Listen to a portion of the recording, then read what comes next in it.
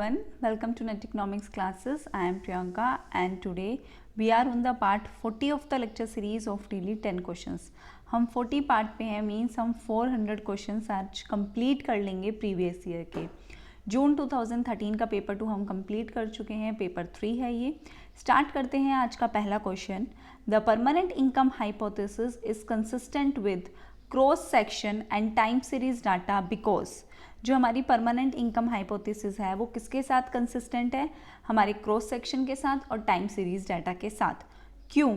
Option A हमें क्या है, higher income households are saver since their current income include positively transitory component.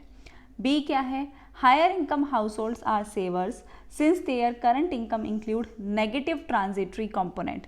और C क्या है, lower income households are saver since their current income include negative transitory component. और D क्या है, lower income households are savers since their current income include positive transitory component. अगर आपको याद हो तो परमानेंट इनकम हाइपोथेसिस का question मैंने आपको पहले भी करवाया है, जिसमें आपने समझा था transitory component, positive transitory component और नेगेटिवली ट्रांजिटरी कंपोनेंट। लेकिन फिर भी हम इस चीज़ को समझते हैं, क्रॉस सेक्शन क्या होता है, टाइम सीरीज डाटा क्या होता है, उसके बाद हम इसका आंसर दे पाएंगे। तो समझते हैं सबसे पहले क्रॉस सेक्शन डाटा क्या होता है। So cross section data is that there which represent values of consumption and income for several different individuals or group during a given year। एक साल में इंडिविजुअल्स का, अलग अलग इंडिविजुअल्स का या ग्रुप का कंजम्पशन की वैल्यू और उनकी इनकम की वैल्यू रिप्रेजेंट करता है cross section data. Time series data की अगर हम बात करें तो time series data is that data which represent value of aggregate consumption and income over several different years. वो अलग अलग ईयर्स का जो एग्रीगेट कंजम्पशन होती है, जो इनकम होती है, उसको रिप्रेजेंट करता है कौन? Time series data. अगर हम बात करें तो फ्राइडमैन हाइपोथेसिस ने सिंप्लीफाई किया, क्या बोला? He makes the simplifying assumption that life is indefinitely long and consumer based their expenditure on their perception of expected और permanent income। अब जो कंज्यूमर जो है उसकी लाइफ लॉन्ग है, ठीक है, ऐसा नहीं है कि वो ये एज्यूम करके चलेगा कि नहीं कल तो मैं रहूँगा ही नहीं, वो लॉन्ग लाइफ के बारे में एज्यूम करके चलेगा। और कंज्यूमर का जो एक्सपेंडिचर होगा, जो वो खर्चा होगा, वो किसके बेसिस पे होगा? उसकी परमानेंट इनकम या फिर उसकी एक्सपेक्टेड इनकम के बेस पे। So a constant fraction of permanent income is consumed. हमेशा वो अपनी परमानेंट इनकम का एक कॉन्स्टेंट फ्रैक्शन ही, जैसे 10% 10/2 कर रहा है, 10/3 कर रहा है, तो वो ही करता रहेगा, ठीक है, वो कॉन्स्टेंट रहेगा, ज़्यादा चेंज नहीं होगा। So difference between actual and permanent income is called transitory income. Actual और परमानेंट इनकम का डिफरेंस ही ट्रांजिटरी इनकम कहलाता है। एग्रीगेट परमानेंट इनकम जो है वो बेस्ड है किस पे? हमारी moving average of actual aggregate income over the years. जो हमारी परमानेंट एग्रीगेट परमानेंट इनकम है वो किसके ऊपर बेस्ड है? हमारी एग्रीगेट एक्चुअल इनकम पे, ठीक है। और मार्जिनल प्रोपेंसिटी टू कंज्यूम जो है वो कहाँ से निकलता है? वो हमारी परमानेंट इनकम से निकलता है। So marginal propensity to consume out of permanent income is high होता है हमारी परमानेंट इनकम से एमपीसी। लेकिन जो मार्जिनल प्रोपेंसिटी टू कंज्यूम है आउट ऑफ ट्रांजिटरी इनकम से वो क्या होता है? हमेशा लो होता है। और ट्रांजिटरी इनकम क्या थी हमारी? Actual minus permanent. एक्चुअल और परमानेंट का डिफरेंस ट्रांजिटरी इनकम है।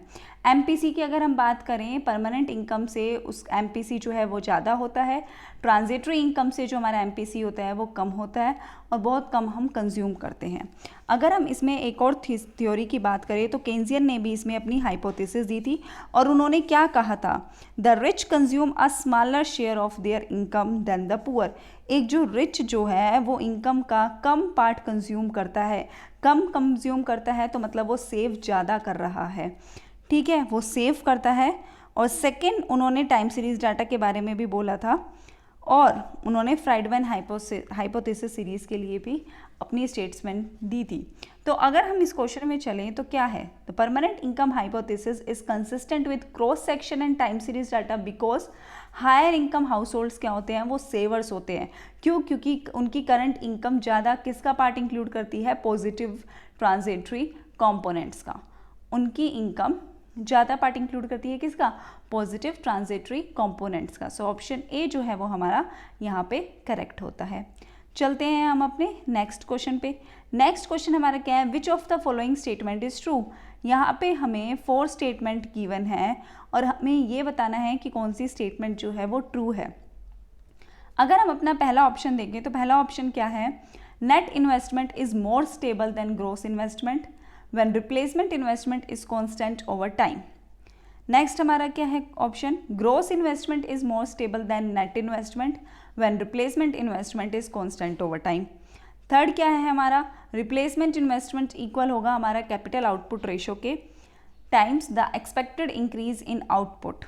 ठीक है, और डी ऑप्शन हमारा क्या है, net investment is greater than किसके हमारे, when the capital output ratio decreases. जो हमारा कैपिटल आउटपुट रेशो डिक्रीजेस होगा, ये जो साइन है वो शो करता है एक्सपेक्टेड इंक्रीज इन आउटपुट, कि आउटपुट में कितना इंक्रीज हुआ है जब हमारा कैपिटल आउटपुट रेशो डिक्रीज होता है। तो हमें ये बताना है कि इनमें से जो कौन सी स्टेटमेंट है वो ट्रू है।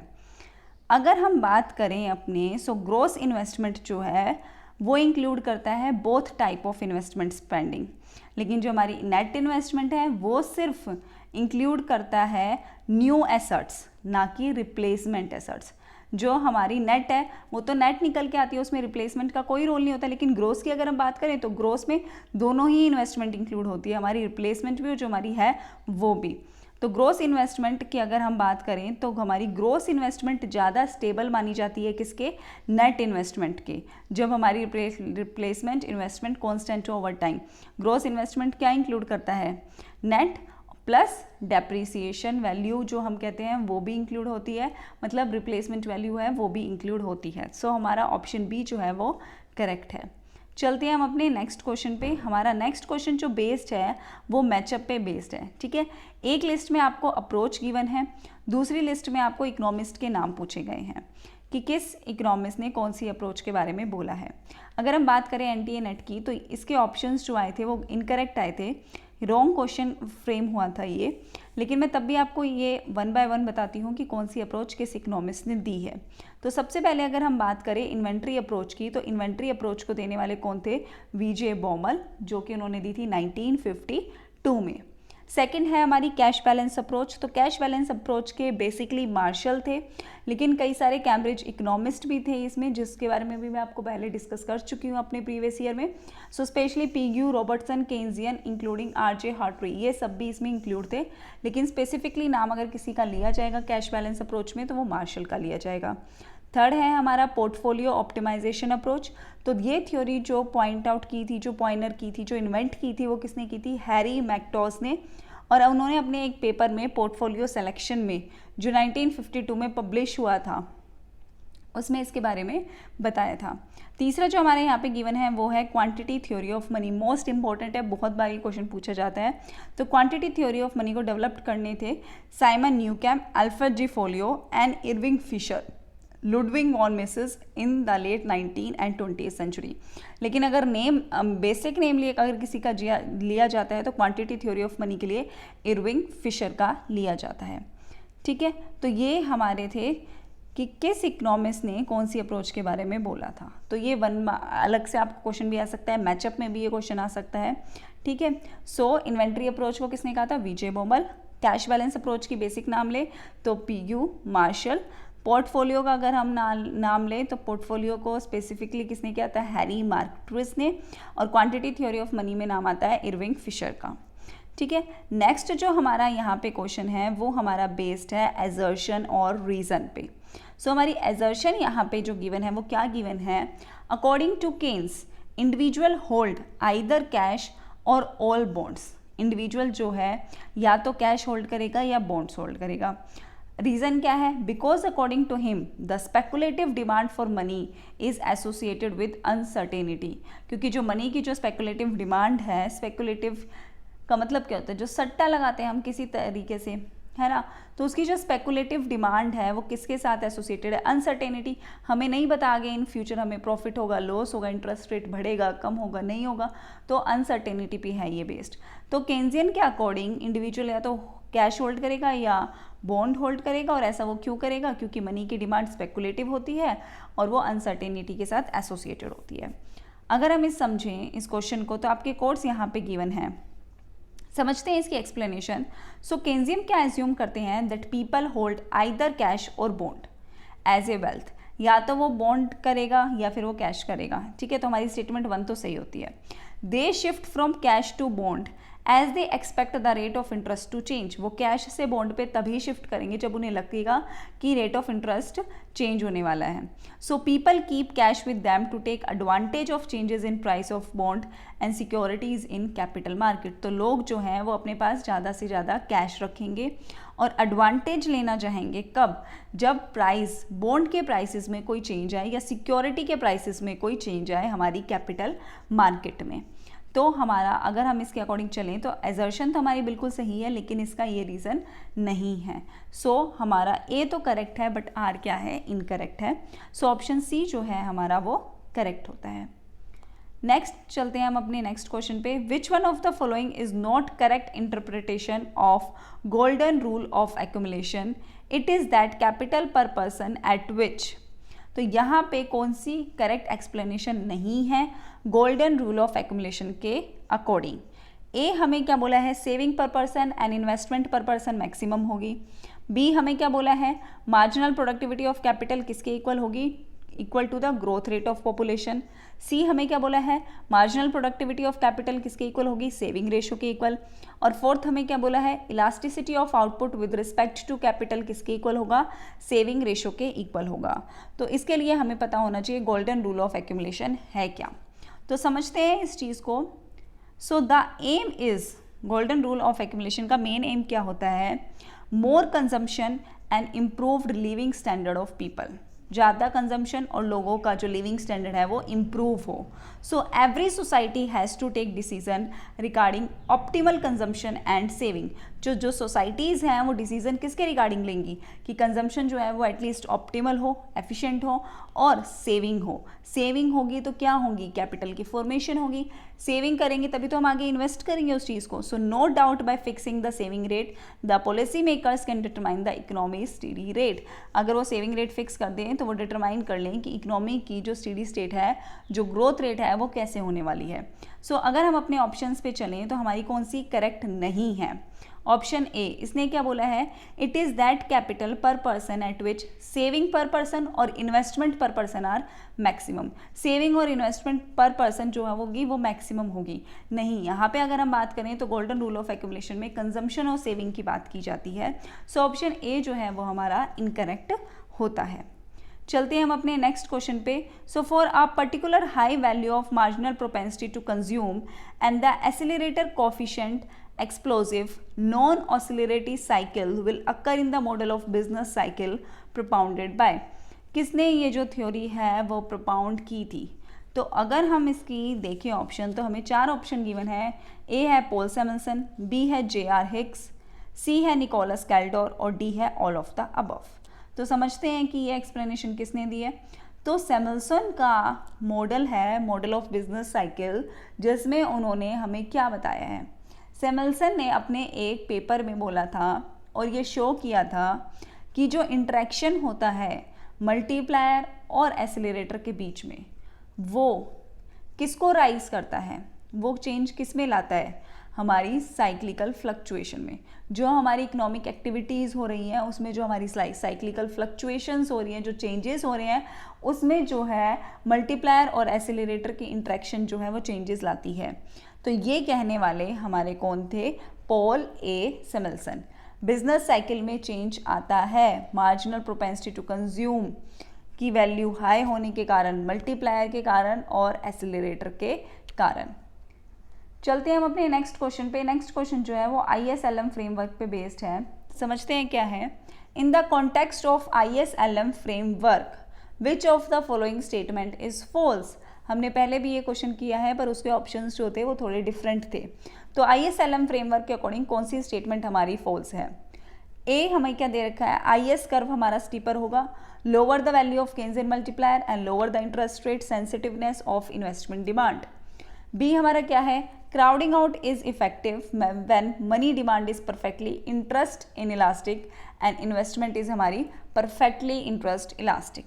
हम ज़्यादा से ज़्यादा इन्वेस्टमेंट कब करते हैं, जब मार्केट में इंटरेस्ट रेट कम होता है, हमें अगर पैसे आसानी से मिल जाते हैं, कम रेट ऑफ इंटरेस्ट पे मिल जाते हैं, तो हम लोन ले सकते हैं ना, फिर हम उसे आगे फर्दर इन्वेस्ट कर सकते हैं, ठीक है। और सी क्या है, the fiscal policy is least effective and the monetary policy is most effective, the higher the interest sensitiveness of money demand and lower the interest sensitiveness of investment demand.